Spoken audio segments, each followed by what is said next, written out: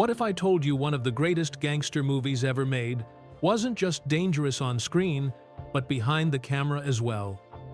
When Martin Scorsese dropped Goodfellas in 1990, it didn't just change mob movies. It rewired how we watch crime on film. But here's the twist. The wildest, most terrifying stories didn't happen in front of the camera. They happened while the movie was being made. Today, we're pulling back the curtain on the chaos, the risks, and the unbelievable moments that the cast and crew kept quiet for decades.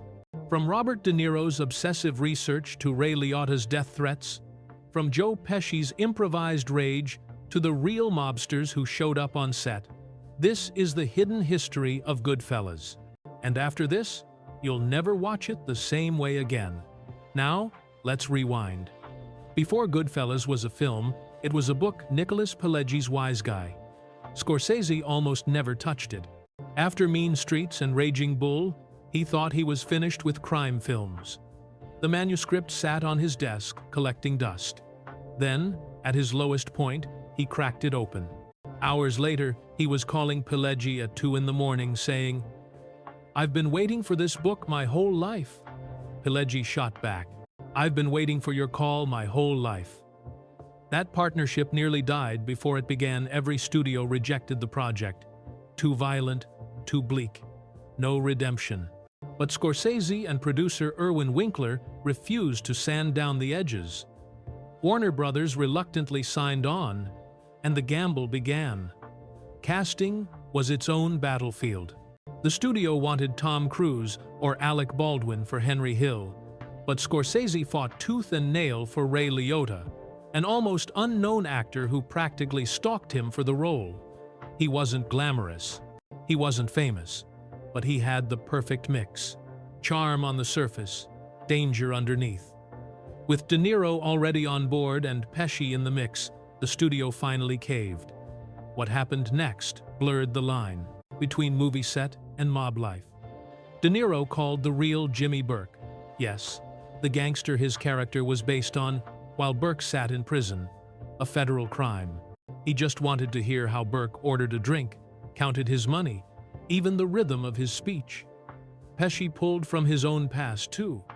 That famous, "funny how" scene? Totally improvised.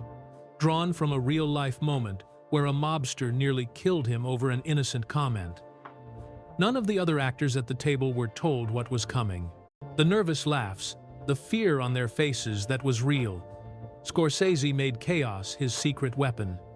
He'd whisper different instructions to each actor, contradictory ones, just to keep them on edge. Scenes would spiral unpredictably. When Pesci pistol-whipped the restaurant owner, that wasn't rehearsed. The shock from the cast? Genuine? The editing room became its own playground of invention. The haunting Layla montage, dead bodies discovered one by one, wasn't scripted. It was born in the edit, stitched together like a visual symphony of consequences. But the authenticity came with risk. Real gangsters visited the set. Sometimes they just stood in the shadows, watching. Sometimes they gave suggestions, like, "Jimmy wouldn't wear that suit color," or "Henry twitched his left hand, not his right." The cast didn't know if these were tips or warnings. Even more chilling, several of the men portrayed in the film attended the premiere. They sat in the same theater as the actors playing them. Afterward, one of them left a note. "You got it right." Compliment or threat? No one knew. Technically, the film was breaking new ground too. That famous Copacabana tracking shot 3 minutes unbroken was hell to shoot. Dozens of failed takes, every step timed like ballet, doors opening and closing to the second.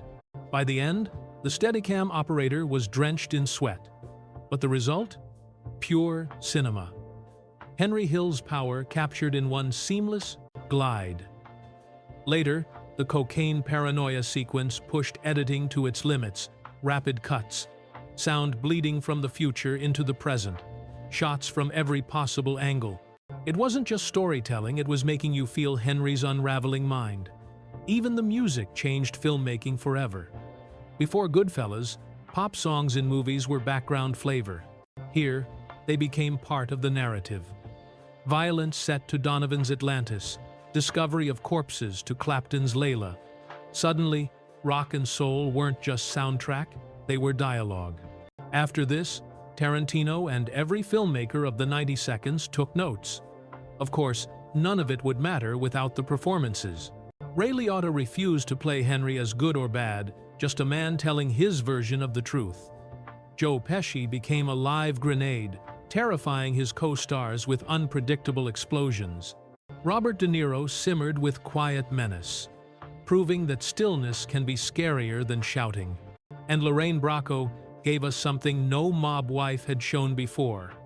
Not just loyalty or victimhood, but a woman who wanted the life, who loved the danger, who made choices just as complex as the men.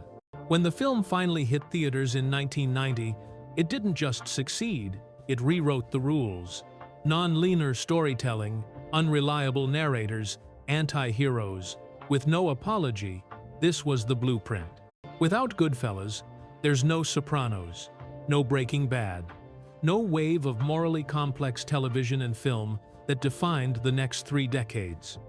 And yet, Scorsese admits one thing still unsettles him.